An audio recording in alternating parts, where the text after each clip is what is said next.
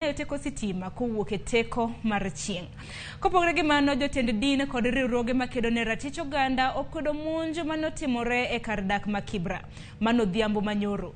Jotelogo manolimo kanisa mar PCA e kar dak mar Kibra nokwedo obila kuom koso chopo mar chiwo arita e kinde mana monj makamano itimo, kende kinde mabende kanisa na iketho.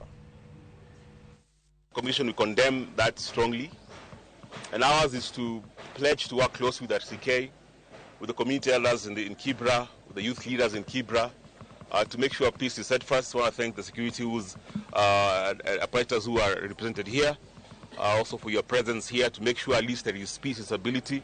Where were the police last night in the rangelands, the northern rangelands? Where were they, Inspector? And if they were there, let the police tell us. We saw a lot of police in Dagoretti North.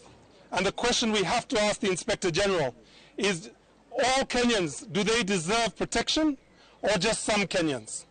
I'm calling upon, mine is just a call that to members of the public to maintain law and order, as we also enforce the same.